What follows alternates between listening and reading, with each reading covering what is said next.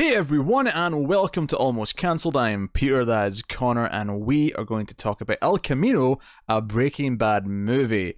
So, here's the thing. So this is a movie obviously set in the Breaking Bad universe, set after the ending of Breaking Bad. It's not like Better Call Saul, where it's a prequel.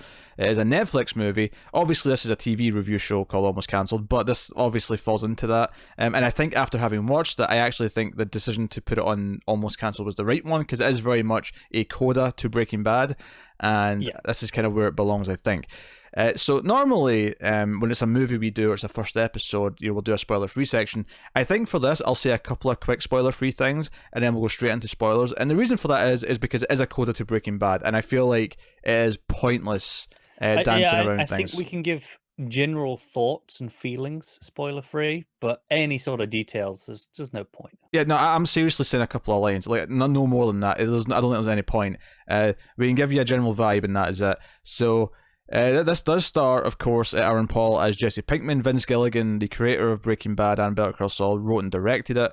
It is a 2-hour movie on Netflix, and it is not a standalone thing. It is not as something where, if you didn't watch Breaking Bad, you can still watch this and enjoy it. I don't think you can. I think it is purely it is so weird that it came 6 years later, because it feels like the sort of thing they could have done within a year of Breaking Bad ending. It really does, yeah. When they could have really cashed in on it. They could have done it between Breaking Bad and Saul. That is exactly where they could have slotted this in if they wanted to.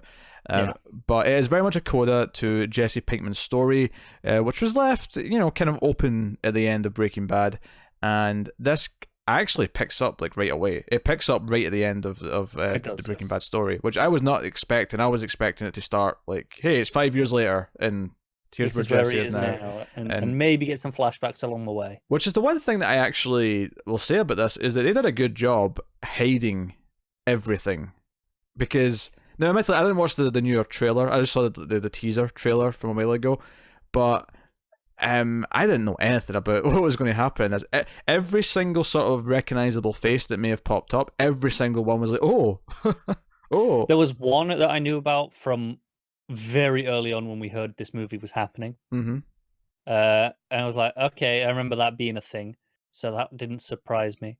Yeah, but all the rest of them, sure. Everything was a surprise. So, but the basic, is it good? Is it worth watching? I'd say if you like Breaking Bad, you will enjoy this as a coda to the show. That'd be my thing. I think it adds a little bit more depth to a few things that happen towards the end of Breaking Bad. And it gives Jesse kind of a send-off that maybe you feel he deserved. Is it like the real finale of the show? No, the real finale was the finale, and that was the real end of the story. This is very much a coda or an epilogue in every sense of the word. And absolutely, I think some people may be disappointed that it's not something more bombastic, that it's not some new saga in the Breaking Bad world. It's because it's not. It is very much, here's like a sort of extra beat with Jesse to sort of give him his send-off, and that's it. Yeah. And it feels like a 2-hour episode of Breaking Bad, which I don't think is a bad thing, because Breaking Bad is a great show, and it feels... No, that's definitely not a bad thing. It was one of the best directed shows on TV, so, Although, notably, it was in 2.35 to 1, which Breaking Bad and Better Call Saul are not shot in. Did it kind of make you wish that Breaking Bad had looked like this the whole time? To be fair, Breaking Bad and Better Call Saul, the cinematography is so good that I never find myself caring, because it just looks good anyway. It's true, yeah. That's not to say that just slapping it into the dollar aspect ratio is like a crutch to make it look good, but I never felt it was lacking the cinematic touch, I guess is what I'm trying to say. No, it was an excellently directed TV show. Yeah, and this movie is likewise very well directed, very well written, and Aaron Paul puts in a thing. I guess the only thing I'll say about anything else before we get into spoilers is just talk about the fact that it is set right after the show, and there is some flashbacks, mostly to during the last season, when Jesse, I say the last season, the last few episodes when Jesse was kind of held captive.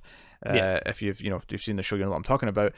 And obviously it's 6 years later. Aaron Paul has aged, and no shit, he's aged. And what I think works, though, is with the exception of like a couple of things where he's supposed to be younger than that, I think the aging actually oddly works because of the trauma he's went through, because he's been like this held captive prisoner.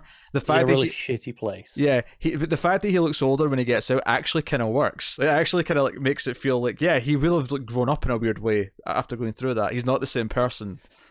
Yeah, I can't argue with that. That It makes sells the sense. PTSD. It's really It bizarre, does. but it works Yeah. for the most Just part. yeah. Before we go into spoiler Hmm. section, do you want to know something really interesting? Okay. Kind of wish I didn't see this because it's actually good. It's it's very well made. I don't know if I wanted it. Does that make sense? Like, I kind of liked the ending as where it was just okay. It was open. It was that. I don't know if I like how defined it is now. Um, I suppose it's going to be the old debate of like, was this necessary? And I think the answer, honestly, even though I really liked it, is no, it's not really necessary. But I don't think it's detrimental to the ending. I don't think it ruins anything. I think it I don't think it ruins anything. it No. it adds some depth to a couple of things that didn't have depth before, or did have depth but now have a bit more depth. Um, Yeah. there's some stuff in particular that I really enjoyed, and I think there's a nice mirrored image to the end of this, to where it begins, or where the show ended, which is kind of nice. I can see that. I can see that. And like I say, it's I don't hate this by any means. It doesn't ruin Breaking Bad. There's probably some people on the internet saying that right now because it's the internet. Yeah, Um, yeah, yeah. but it definitely doesn't. But I don't know if I actually, thinking of Breaking Bad as a whole and this included, I don't know if I prefer it now after this more than I did before. Do you have to though? I don't have to. No, Because I wouldn't say I like Breaking Bad more because of this ending, or, or, that's fair. or less because of this ending. It No, but it does fundamentally change, I think, your read on the ending of the show. When you rewatch the show in the future, and you get to the ending, and Jesse's final scene, you're going to have this in your head, whether you like it or not. You're going to be aware this is what happens next, and I don't know if I like that necessarily, but I think that's just a taste thing. That might be me being particularly weird. I don't know. don't get me wrong. There is dozens and dozens, if not hundreds, of examples where I will stick up for the ambiguity of something's ending. There's a lot of ambiguity that really works for me and that should not be touched. Yeah. I don't know if Jesse in the Breaking Bad finale is one of those things. Not to say that I thought it was too ambiguous or I felt like I needed more necessarily, but I don't think that the moment, like I don't think anything in this feels like it betrays the idea of like not knowing what happened next to Jesse. Like anyway, let's give the spoiler warning because we can't even Sure. talk about sort of what it does to it without getting into spoilers. So I think the first thing we'll kind of talk about is all the various cameos and characters who come back throughout. Mm. We open with a scene with Mike. And this is where the aging didn't quite work, is because this is supposed to be like even earlier in the timeline. Yeah. Now it's still quite late because this is where this is fairly soon, I think, before Mike dies. But that was still like season Do you know what I will say? 4 at least, right? Is yeah, it was season 4. Yeah. I gave this a pass more than any other appearance in terms of age because I've accepted it on Better Call Saul, and if I'm accepting it on that Sure. years before, then I can't complain at this. That's fair. That is fair. Like I said, all this stuff where after he gets out and he's got the beard, and even after he shaves the beard, I'm like, no, I buy that he looks like he's aged because he's been through hell. It feels Sure. like he's been through this life-changing event, Mm. So no, I really kind of dug that. Then the Mike scene kind of like boils up to like, it's like, hey Mike, stop being a robot and actually like just give me your opinion. What do you think I should do if I'm getting out? And he's like, I'd go to Alaska. Quiet place. So, but if I remember correctly, that was something we knew Jesse had the idea to go to Alaska, but we never knew it came from Mike. We never knew Mike was the one who suggested it.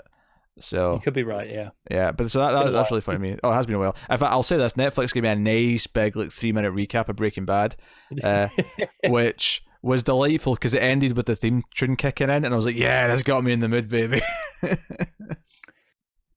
Yeah, I didn't get that. I bet you didn't. It was glorious. And then, of course, the one that we get a lot of is it used to be Meth Damon, is now Fat Damon. And what I did see online, and I wasn't thinking about this at all, because again, it's been a while since Breaking Bad, is that Jesse Plemons was a lot skinnier in Breaking Bad when he was around. and he's put on some weight, and he's the fat version of himself in this, even though it's supposed to be like right in the middle of all his stuff in that final season of Breaking Bad. Yeah. He put on some weight and lost it again very quickly over the course of that year. Sure.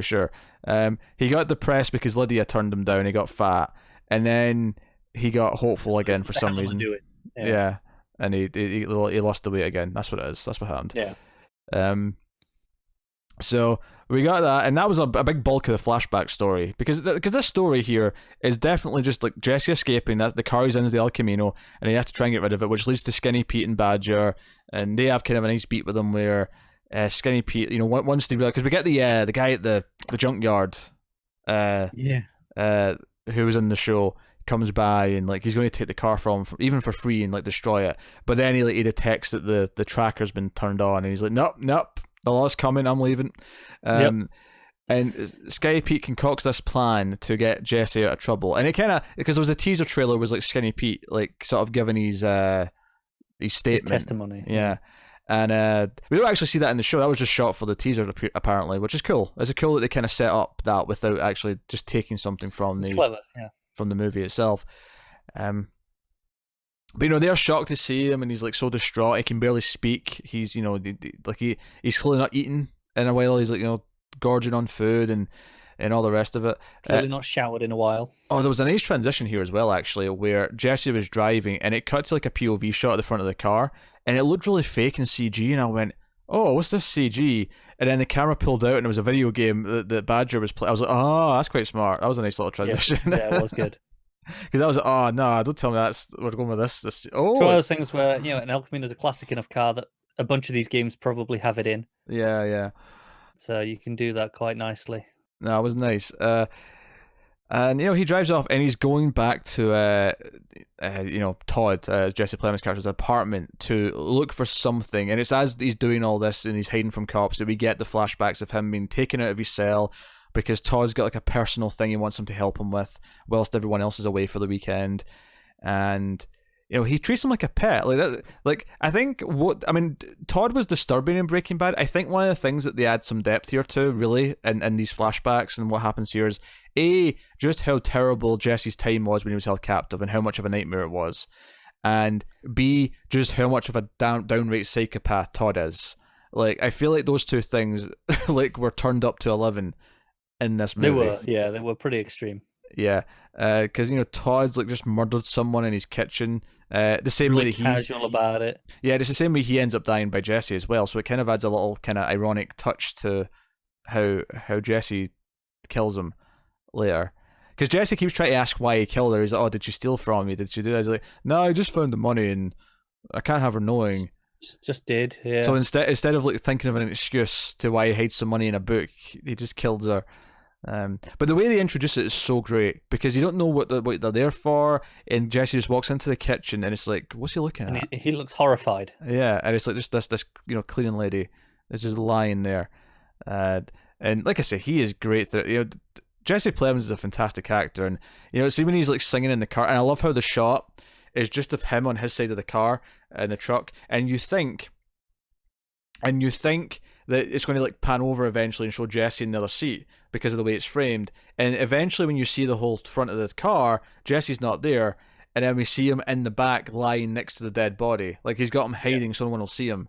And it's just this really sinister sort of dark humor. And that shot of just him in the front goes on for a while. It's probably a good 90 seconds, maybe a little bit longer. Yeah. So yeah, it's a long scene, and again, there's a whole standoff here. The action's phenomenal, where they've just buried the body, and Todd, tells him to go at the front of the car, and he sees a gun in the glove compartment, Jesse, and he pulls it out, and I keep wanting to say Jesse for Jesse Plemons because his name's Jesse, but Todd walks around and he sees him with the gun. He's like, "Oh, give me that back," because he reminds him that we'll kill that kid if you try and escape. That was a big thing when he let him out of the cage. And he's like, "Hey, I was thinking, Jesse, that on the way home, I'd get some pizzas, 2 large pies. What sort of pizza do you like? Maybe a nice cold beer as well to go along with it." And I don't think I was I never thought I would get emotional at someone having a tear go down their face as they sort of give in and just say pepperoni because he knows he can't win this. It's just such defeat. That's good. No, it's one of the best acting moments in the show, and in fact, other than the movie.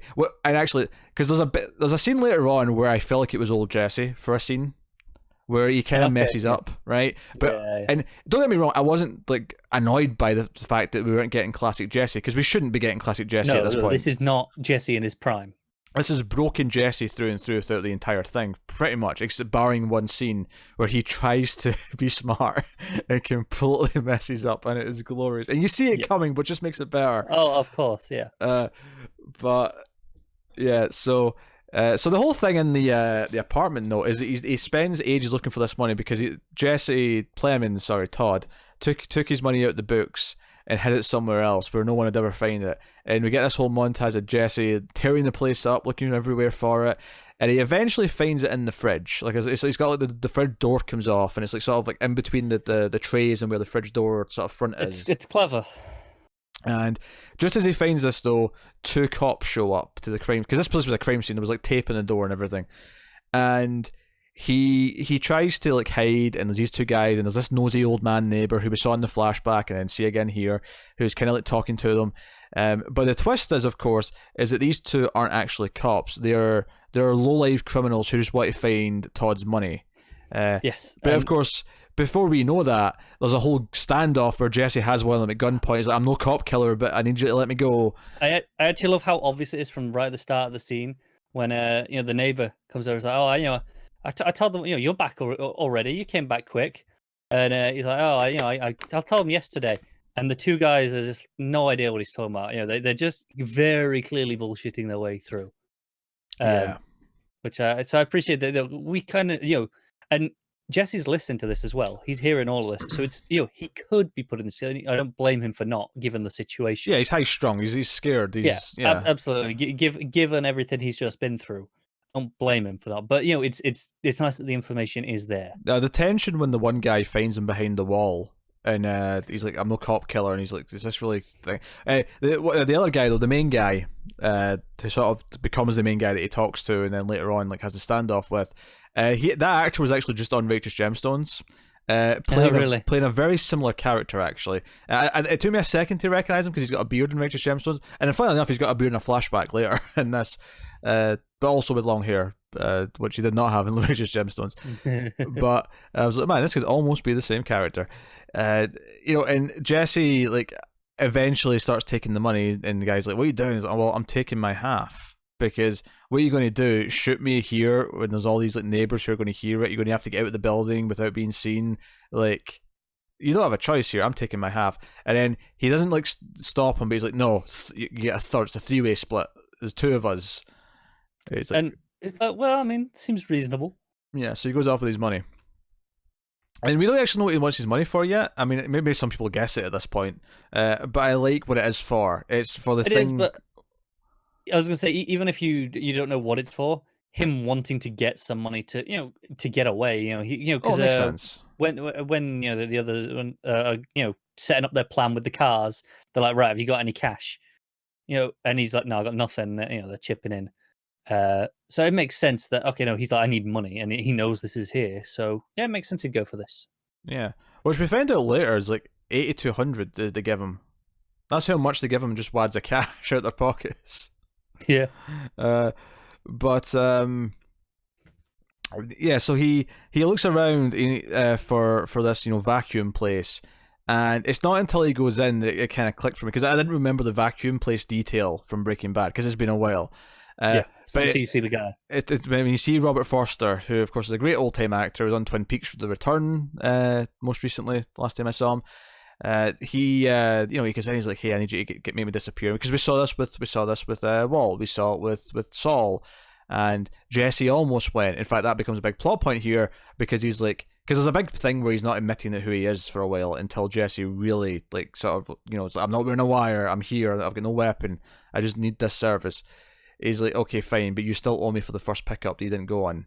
So you owe me double. You owe me 250 grand instead of 125, and he's just a little bit short. And then It's once like he, 1,800 short. yeah, it's once because he's like 10 grand short, and then he adds in the money that he had in his pockets from the guys. It's like, okay, you're 1,800 short, which in the context of 250 grand is almost nothing, right? It's chump change at that point. And he's like, nope. You kind of almost go, well, is the guy just going to let it slide because it's such a small amount? And he doesn't. He doesn't. And this is when we get the great moment where Jesse's refusing to leave, so he calls the cops, and he's like, nah, I think you're bluffing, because you don't want to be cut out either. And plus, they always keep you on the line, so there's no way in hell that you actually called the cops. And just as he finishes speaking, you see the cop car pull up behind him at the front door. And it's the one moment where we get like that old school idiot Jesse who thinks he's being smart, but does something stupid. He's trying so hard, and it's just not working. It takes me back to the bathtub falling through the floor when he thought, I'll cheap it out and get the shitty acid. yeah. Oh, it's so good. So Breaking Bad always had that way of making. I mean, Saul as well, but Breaking Bad especially, I think, has a lot of humor along with all of its tension and whatnot. And of course, I think there's another really dark flashback because obviously before he leaves these two guys, he realizes who one of them is. And it's the guy who actually built his like leash like thing, the sort of the apparatus that has his leash attached to it at the meth lab when they were forcing him to cook meth. And we get this really horrible, like really sad scene where they're watching him run back and forwards. Yeah, like they're making a bet if he can break out the thing, and the guy just makes him run back and forth. And it's just really sad, and like they're laughing at him, and they're treating him like an animal. I think Jesse. I think if you didn't think that you wanted to see Jesse get a happy ending, I think this scene made you root for it. You're like, oh no, I want to see it. He needs a happy ending now. Like this is too despicable and miserable. He needs to have that happy ending. And while there is a hopeful tinge at the end, I do think it's still kind of bittersweet and sad. Because, he is having to start completely fresh with nothing. I mean, he's got some money because obviously he goes and gets more money and he has some left over now. But, in terms of people, he is starting. He has a old-fashioned Wild West shootout. He does, because once he realizes he needs more money, there's a nice, fun little bit where he gets his parents at the house. But he does have a phone call with them where he kind of says to them, hey, you tried your best. Whatever I've done, it's on me. It is not on you. I thought that was a sweet to give him a bit of closure with his parents. That was a nice thing. And he goes in there to get their guns that he knows they have in a safe.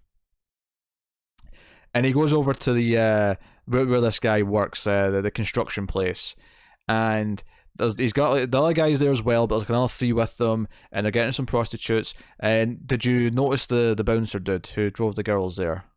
I didn't know. Yeah, I didn't recognize him. I didn't see this. I didn't notice this myself. I just like online afterwards.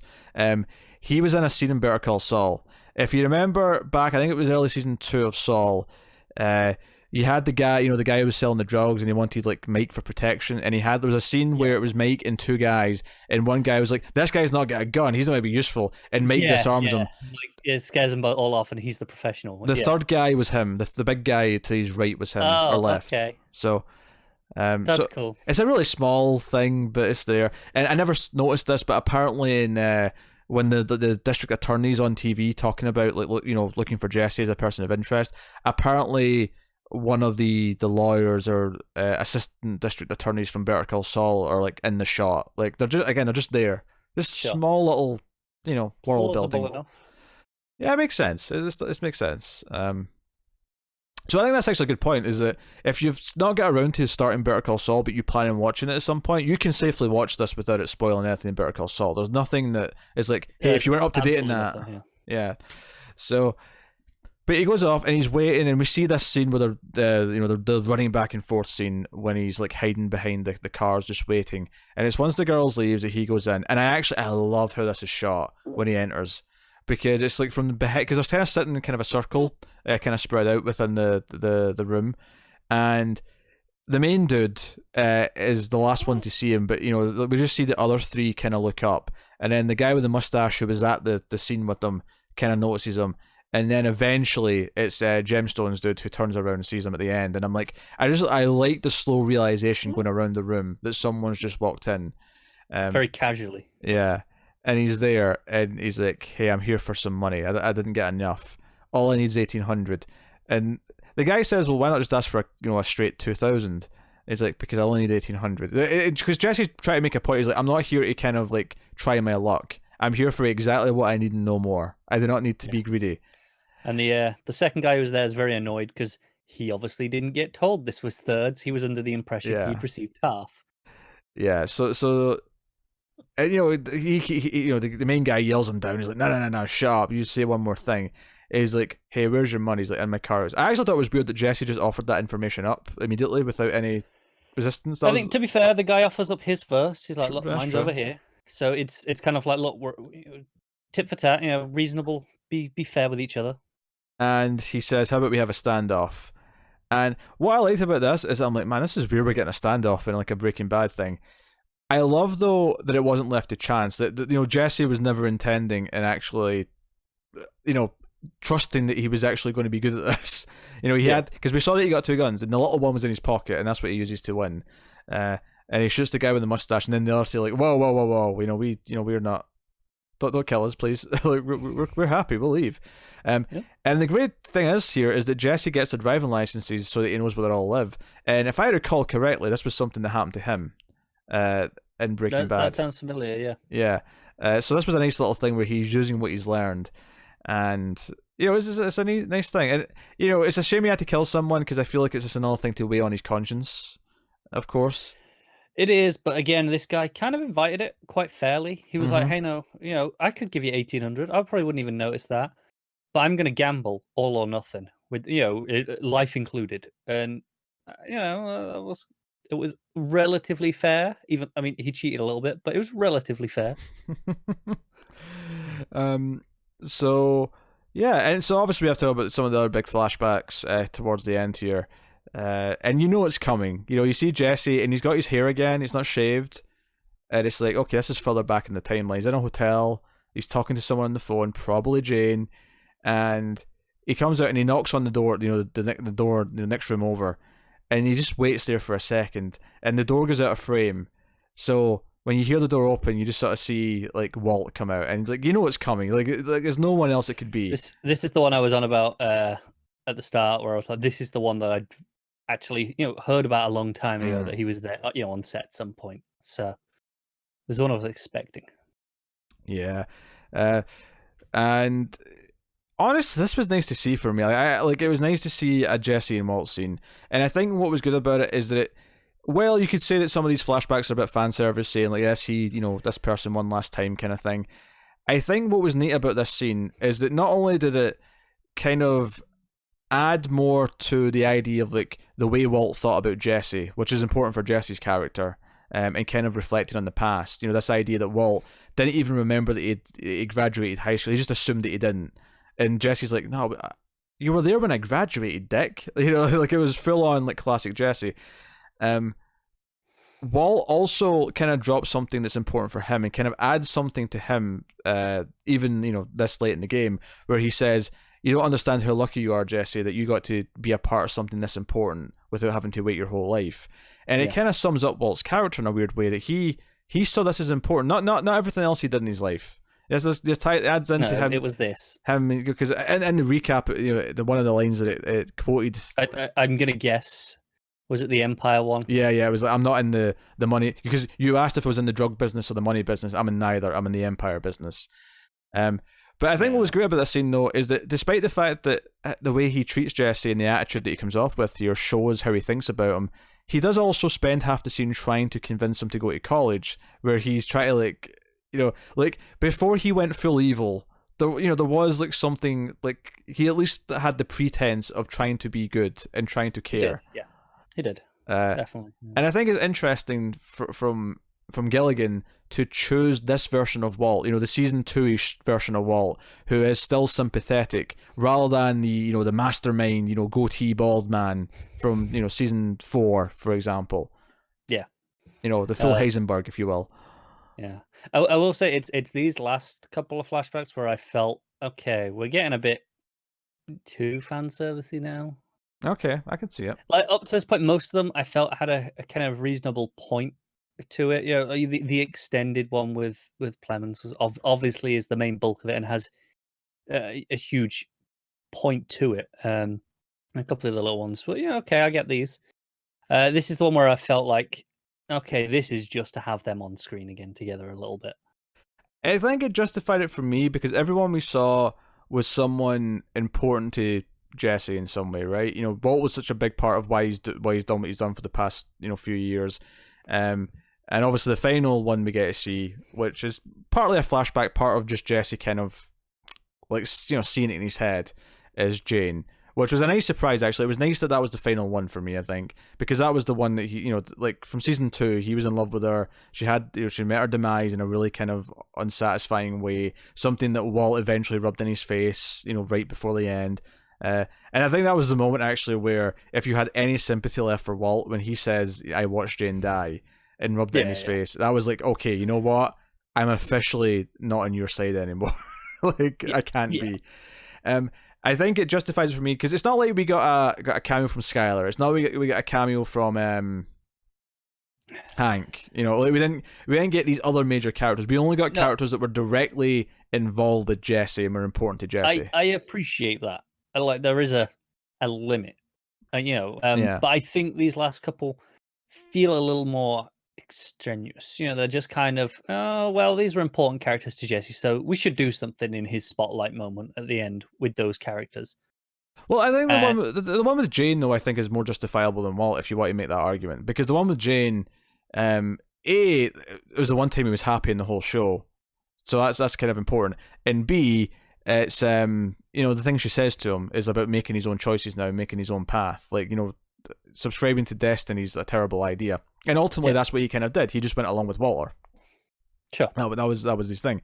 So I was saying earlier on, there's a nice symmetry to the way this ends to the way the show ended, and the show ended with him driving out the gate. He was screaming. It was dirty. It was night. Here he's driving content, calm. It's it's a nice setting. It's this beautiful vista of Alaska. Like it's a similar setting, but it's a very different mood, very different tone. It is, yeah. And to me that kind of sums up the coda of it, where I feel like he still kind of ends in the same place. Like a lot of what happens in this is the sort of thing where you could have assumed, in your head, if you wanted Jesse to have a happy ending, this is where it was going to go. And I think by bookending it with kind of a similar moment is Gilligan saying, yeah, like we're still ending it with Jesse riding off. It's just now you have more of a definitive, I think it's happy ending. The tone and the feeling and the happy ending that I dislike a little bit, even though I kind of always assumed he had a relatively happy. I wasn't one of the people who thought, oh, he gets himself killed immediately or he gets arrested. I was never on that side of it. So relatively speaking, I was on the happier side. I think though, the difference is, that scene, like I say, it was frantic, it was desperate. He was free, he was out of there. And this here it's so much more content, like you say, and it's relaxed. And I think for me that just takes away from the moment a little bit. Even though it's kind of it's the same core moment, it's a different feeling and a different tone. I don't think it takes away from me. I think for me, I mean, again, I don't necessarily think this is necessary, but I do think that Gilligan clearly felt that he didn't give Jesse the same closure that Walt got. And I think, because I don't think he had to make this, and I don't think he did it for the paycheck, because he didn't, like, he's got Saul going. I'm sure he could do another spin-off after that if he wanted to. I'm sure he could do whatever he wants. I mean, there was a point where he can probably get anything he wanted greenlit. Yeah. So the fact that he chose to do this 6 years later, when, time had passed and it didn't really need to happen, to me says that he wanted to do this. He wanted to give Jesse his kind of final hurrah, to give him his send-off. So... no, I agree with that. I don't think there's anything cynical about this being made. Yeah. I just don't necessarily agree with the decision to make it either. Even though, I don't begrudge the fact that he wanted to, it's not, I say, it's not just for the money. It's not, oh, let's just make something. He had feelings and he wanted to make this. I appreciate that. I just don't necessarily agree. Yeah, I think I would say it's not necessary. If this had never been made, they would never feel there was something missing from Breaking Bad. But I do think that it is a very satisfying watch, and it does add a bit of depth to a few different things. Jesse's captive time, how much of a psychopath Todd was, And yeah, there's some little things like some actors look a bit different. You know, Todd's a bit fatter than he was before, so on. Walt's wearing a bald cap, for example. There's things where it doesn't quite sync up. But yeah, also it's just the reality of doing this 6 years later. let's also not forget to mention that Jesse does send a letter to Brock at the end. He sort of gives gives it to the dude, and then also I want to mention that Todd had a snow globe of him and Lydia. I just want to point that out. Yeah, he did. I think what's fun about that is that we still get to see Lydia and Saul, and we still get to see Mike and Saul obviously as well. But it's nice that there's still these connective things, and I'm really looking forward to the idea of Saul doing a season post Breaking Bad. And I think the further we get in that show, the more likely I think it is. Oddly, I don't know why. I don't know about a whole season. An episode, I might give you. Yeah, that weirdly, I'm kind of more okay with, in the sense that the whole show of Better Call Saul has been building to that, right? Oh, yeah, it has, absolutely has, it's had those flash forwards at the start of every season, whereas this just kind of came out of nowhere. Like, oh, okay, they're doing a movie, they're doing this coda, like you said. Whereas with Saul, when it gets to that point, it'll be like, no, this is the ending of this show. So it's kind of completely different in that respect for me. Oh yeah. Like I say, I don't think it's necessary, but I think it's very satisfying. Like, if you like Breaking Bad, you're going to be into this. I've seen some people really angry online. Like, oh, I can't believe why they did this. There is nothing in this to be angry about. Absolutely nothing. I'm definitely not angry. I want to make that clear. I'm not that upset about this. It's good. It's fine. Most people will probably enjoy it. Yeah. It's fine. I didn't love it. I didn't need it. Is more important, I think. Yeah, I think it's one of those things where anytime I've seen something like this, another one was Battlestar Galactica, which had kind of like a weird TV movie, like after it was done, and it was set like around different parts of the timeline, before the show ended, and I it was called Blood and Chrome, I want to say, or something like that, and it felt so tacked on and unnecessary, and just it felt like it had no point. This does have a point. This clearly has this send off for Jesse, and whether or not you think he needs it or not is another question. But there's definitely like a core idea to what this is, whereas that one didn't work for me at all, and it did feel so tacked on to the point where I would say I would never watch it again. Battlestar Galactica ends with the 3-hour epic uncut finale that's on the Blu-ray set. Like that's the end of that show, and it needs no more. And like I said, this isn't, like you say, it does have a point. It has a reason to exist, which is more than you can say about a lot of tacked on sequels or like prequels for a lot of the case. Here's a question: do you think there's a chance? I don't really think there is, but do you think there's a chance that this in some way is supposed to kind of be like a backdoor pilot to some sort of other thing, like whether it's Jesse in Alaska with his new life or something? Unlikely that it's a backdoor pilot for anything directly like that. More likely just the format of, because this is, colon a Breaking Bad movie. You think we're gonna have a whole Breaking Bad shared universe? I think that's more likely, is that we'll get another thing. Maybe after Saul finishes, maybe there'll be something else like Trout, a Breaking Bad movie. Yeah, like, I don't know what it would be. I don't know what ideas you have, but the idea of something a Breaking Bad movie, I think, is more likely than spinning out of this in any way. Gus Fring's Chicken Diner, a Breaking Bad movie.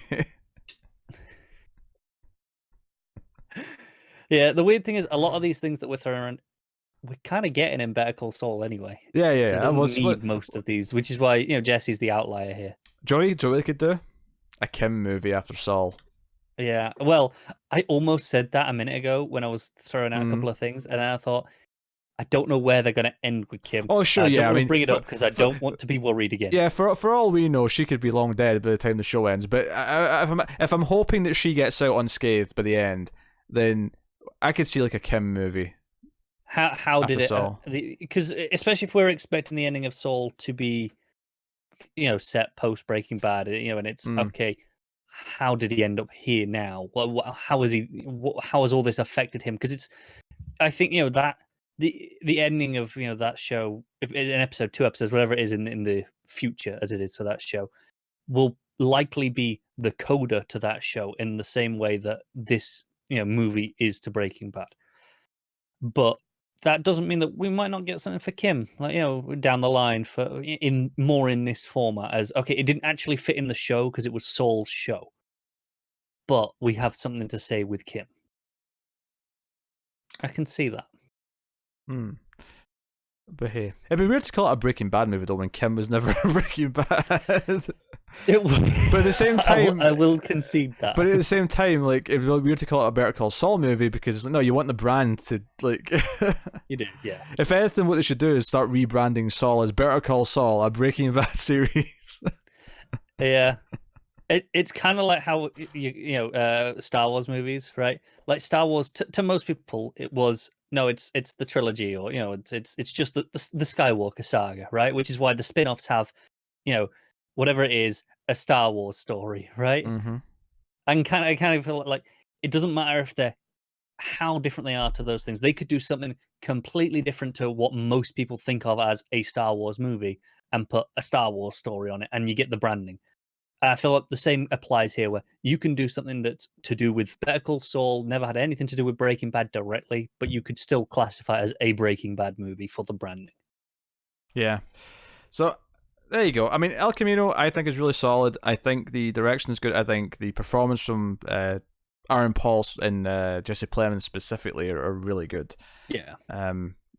And it feels like it's part of the world. It doesn't feel like everything's changed, even though some of the actors obviously look older and whatever. But that's just to be expected. But I would say that it's a very solid time, and I don't think it does anything in any way to undermine the ending of the show, which I think is impressive, because I think that's the sort of worry you could have with this kind of thing. I think because it is set right after, and because it still kind of ends with Jesse in a kind of more hopeful but still kind of ambiguous, like, okay, so he could do anything now. What's he going to be? What's he going to do?